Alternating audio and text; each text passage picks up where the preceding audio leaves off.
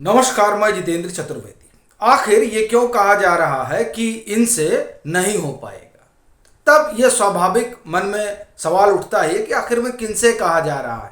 तो दरअसल ये जो संशोधित यूपीए बना है, इस बात को लेकर कि नरेंद्र मोदी को पटखनी दी जाएगी, उनके बारे में ये चर्चा है कि 450 सीटों पर ये जो कह रहे हैं कि मोदी के खिलाफ, भाजपा गठबंधन के खिलाफ उम्मीदवार खड़ा करेंगे, तो ऐसा हो पाना मुमकिन है नहीं।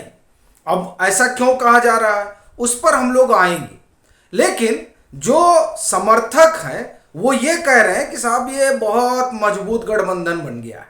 हालांकि अब इसकी मजबूती पर भी हम लोग बात करेंगे, लेकिन पहले इस पर बात कर लेते हैं कि जो लोग ये कह रहे हैं कि बड़ा मजबूत है, तो कैसे मजबूत है। वो मजबूती का 2-3 आधार दिखाई देता है जो वो बताते हैं, और उसका जो सबसे बड़ा आधार है वो है मंडल की राजनीति, जो जातीय गणना के जरिए जिसे हवा दी जा रही है, और ये मानकर चला जा रहा है कि अब ये जो जातीय गणना वाला मसला है, इससे मंडल पार्ट 2 का जो उभार होगा, उस उभार के सामने भाजपा और उसका गठबंधन औंधे मुंह गिर पड़ेगा। एक दूसरा, दो चीजें और गढ़ी जा रही हैं, एक जिसे आप कहिए कि माइनॉरिटी विमर्श, और तीसरी जो चीज गढ़ी जा रही है वो है दलित विमर्श। और इन तीन के सहारे जो ये संशोधित यूपीए है, जिसके आप कहें जिसकी अगुआ कांग्रेस है, वो लोग ये सोचते हैं और उनका इकोसिस्टम इस बात को आगे बढ़ाता है कि इसके जरिए इनकी बैतरणी पार हो जाएगी।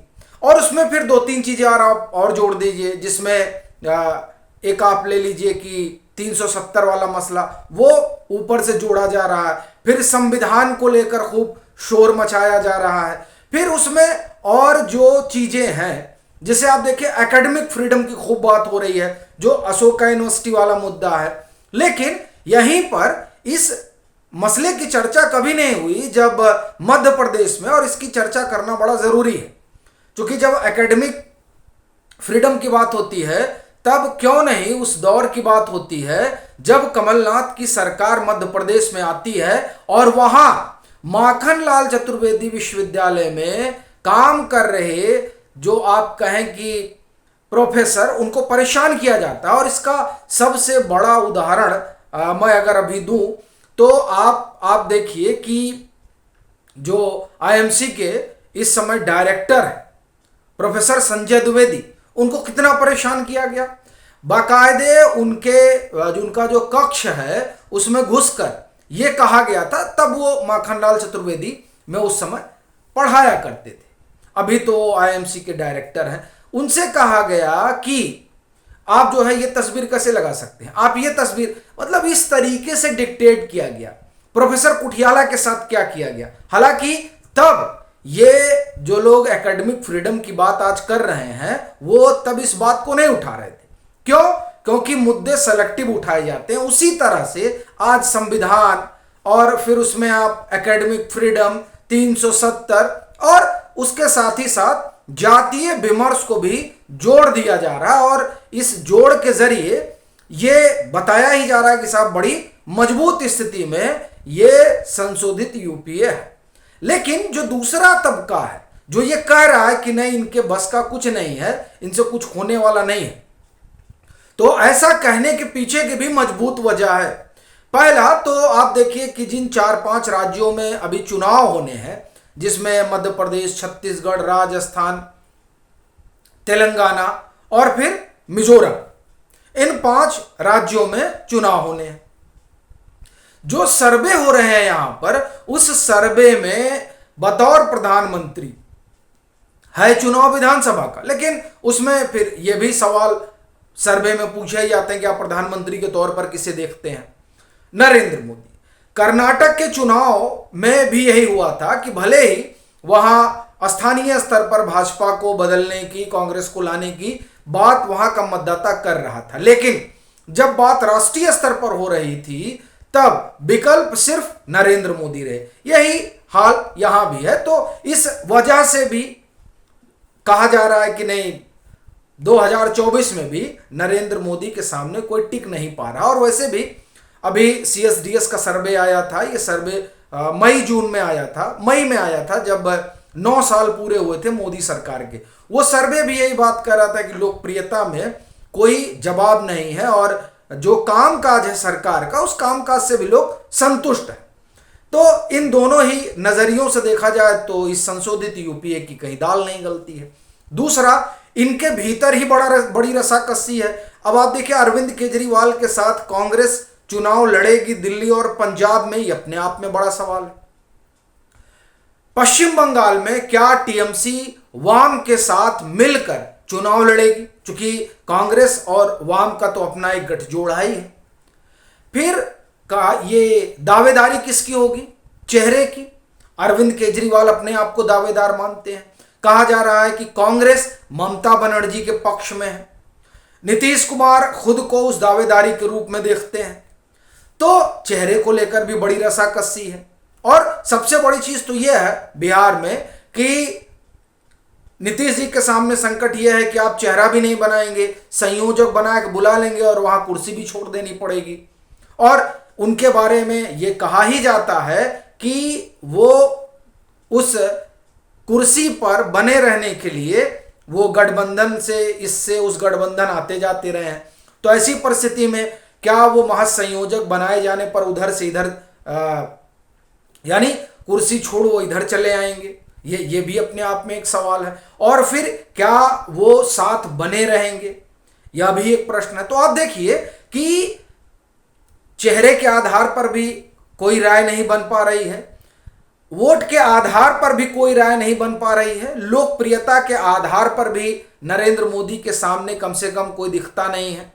और तीसरी जो बात या चौथी मैं कहूं, वो सबसे बड़ी यह है कि कोई 50% सीटें ऐसी हैं कि जहां पर 50% नहीं, करीब 220 ऐसी सीटें हैं जहां भाजपा 50% मत से जीती हुई है। यानी इतनी सीटों पर तो हरा पाना संशोधित यूपीए के लिए, अगर वो मान लीजिए सारी इफ एंड बट के साथ एकजुट भी रहते हैं, तब भी जहां जो ये 200 सवा 200 सीटें हैं, जहां 50% से ज्यादा मत भाजपा को मिले हैं, वहां तो मुमकिन नहीं है इनके लिए हरा पाना। और एक और चीज जो इसमें साफ साफ नजर आ रही है वो ये कि मुद्दा क्या होगा, किस मुद्दे पर ये लोग चुनाव लड़ने जा रहे हैं। जाति के मुद्दे पर लड़ने जा रहे हैं, विकास के मुद्दे पर लड़ने जा रहे हैं, हिंदुत्व के मुद्दे पर लड़ने जा रहे हैं। और हिंदुत्व इसलिए ला रहा हूं क्योंकि अभी आपको ख्याल होगा कि कर्नाटक में कांग्रेस ने क्या कहा। कांग्रेस ने कहा कि देखिए बजरंग दल जैसे संगठनों को जो है वो प्रतिबंधित कर दिया जाएगा। हालांकि बाद में फिर वहां से कई तरह की सफाई आने लगी, लेकिन मैं उस पर नहीं जाऊंगा। जो लोग कर्नाटक में बजरंग दल के खिलाफ खड़े थे यानी कांग्रेस, वो मध्य प्रदेश में एक अलग तरह की बात कर रही है। वहां उसको बजरंग दल को लेकर वो करेंगे देखिए प्रतिबंध वगैरह क्या बात है, सभी लोग एक जैसे थोड़े ही होते हैं, और ये दिग्विजय सिंह कह रहे हैं। तब ये प्रश्न स्वाभाविक तौर पर उठता है कि आखिर में किस मुद्दे पर चुनाव लड़ा जाएगा। वैसे अभी CSDS का एक और सर्वे आया है और वो सर्वे दरअसल मुद्दों को लेकर है कि कौन सा मुद्दा है जो इस समय जनता को सबसे ज्यादा प्रभावित कर रहा है। तो उसमें महंगाई एक बड़ा मुद्दा है, बेरोजगारी एक बड़ा मुद्दा है। लेकिन बड़ा सवाल यह है कि जिन लोगों को नरेंद्र मोदी की सरकार से दो दो हाथ करना है, क्या वो इन मसलों पर बात कर पा रहे हैं? वो तो इसमें आप कहें कि फंसे हुए हैं या इस तरह का नैरेटिव बुनने में लगे हुए हैं कि हिंदू और हिंदुत्व में अंतर होता है। वो इस नैरेटिव में फंसे हुए हैं कि राफेल पे कैसे उड़ा जाए। तो ऐसी परिस्थिति में दो दो हाथ कर पाना क्या मुमकिन हो पाएगा? और जो सबसे बड़ी चीज है वो है चेहरा। मुद्दा ऐसा हो जो जन सरोकार से जुड़ा हुआ हो, तो ऐसे कोई मुद्दा कम से कम ये लोग उठाते दिख नहीं रहे हैं। जो बड़ी चीज ये उठाते दिख रहे हैं वो है ध्रुवीकरण जाति के आधार पर, कम से कम यही अभी तक तमाम जो विश्लेषण हो रहे हैं उस विश्लेषण में यही बताया जा रहा है। देखिए मल्लिकार्जुन खड़गे हैं और नीतीश कुमार हैं, हालांकि नीतीश कुमार है या नहीं ये मालूम नहीं, लेकिन कहा जा रहा है अब मल्लिकार्जुन खड़गे, नीतीश कुमार, तो ये क्या है, कास्ट कॉम्बिनेशन के जरिए जो 2024 का चुनाव है उसे लड़ने की और जीतने की कोशिश हो रही है। और उसके बरक्स जो इनके सामने शख्स खड़ा है यानी नरेंद्र मोदी, उन्होंने जिस तरह की राजनीति की है उसमें हिंदुत्व भी है, उसमें विकास भी है, उसमें जाति भी है, और वो तमाम चीजें हैं जो इलेक्टोरल पॉलिटिक्स में किसी भी सीट को जीतने के लिए जरूरी है।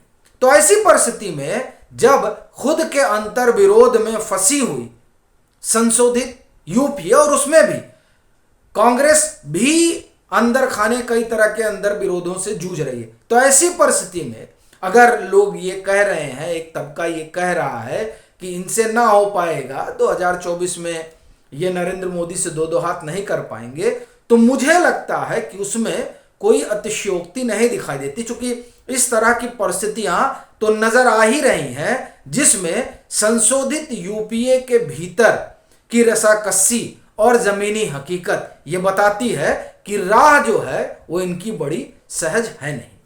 बाकी आपकी अपनी क्या राय है जरूर साझा करें। मतांतर से नहीं जुड़े हैं तो जुड़ें, वीडियो को लाइक करें और खूब शेयर करें।